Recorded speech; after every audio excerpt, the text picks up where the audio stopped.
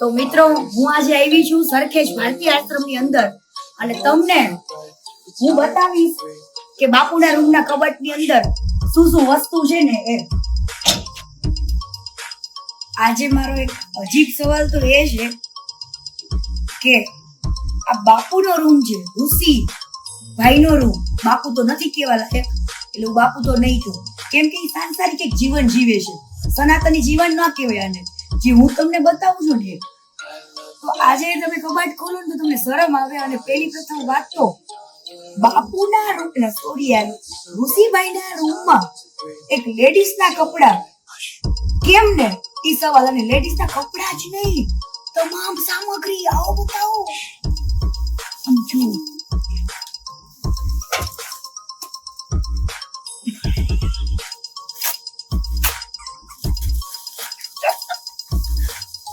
ઋષિભાઈ, આ તમારા છે? આવું તમારે આવે?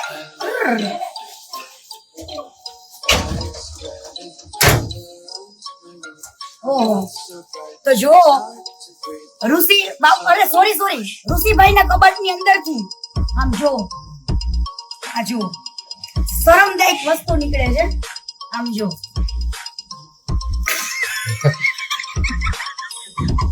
મને દાંત આવે છે આ કબાટ ખોલ્યો ને એમાં.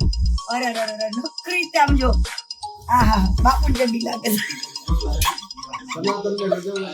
આ એક સનાતન ધર્મ ને લજાવવાની વાત છે.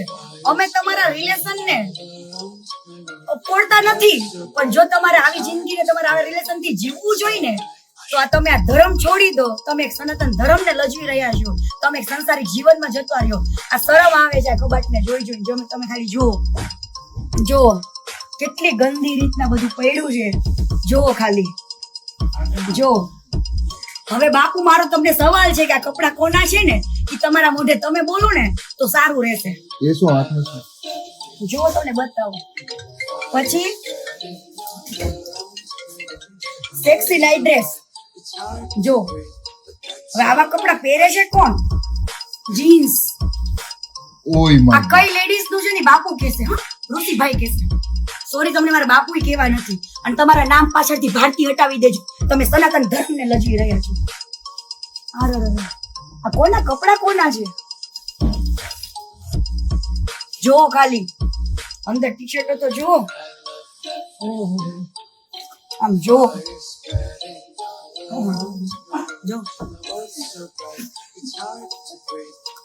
આમ જો ખાલી જો. તમે શરમ આવે છે આજે કે બાપુના રૂમમાં એક લેડીઝ ના કપડા શું કરી રહ્યા છે?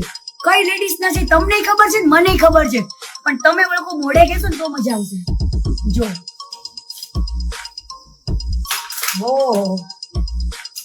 તમે સનાતન ધર્મ ને લજવી રહ્યા છો, તમે સાંસારિક જીવન જીવો અને આ બધું છોડી દો. આમ જો આ કોના કપડા છે ને જો. તમે જાણો છો, હું જાણું. જો આ તો બધું નીકળતું જ જઈશ. બોલો આમ જો. શરમ આવે છે, શરમ. અને અમુક પેકેટો તો ફેંકવા પડ્યા અમારે કે રખડતા હતા. મને શરમ આવે છે, કેમ કે મારા ઘણા એવા ગુરુ ભાઈઓ પણ અહીંયા હતા એટલે ફેંકવા પડ્યા. જો બાપુની પેન્ટ લાગે છે. આ બધા જોઈ લો છોકરાના રમકડા. મને લાગે છે ગામમાં સાસરિયું ગામમાં પિયર અહીંયા જ છે. અને અમને એવા વાવડી મળ્યા હતા કે રાતના 11 વાગ્યા પછી આશ્રમમાં આવે છે, સવારે વહેલા 5 વાગે જતા રહે છે. આ તમારા સામે પ્રૂફ છે. જોઈ લો. આથી વિશેષ તમારે શું પ્રૂફ જોઈએ બીજું? જુઓ ખાલી કપડા જુઓ. હજુ જો છોકરો પ્લાનિંગ કરતા હતા શું કોનું છે?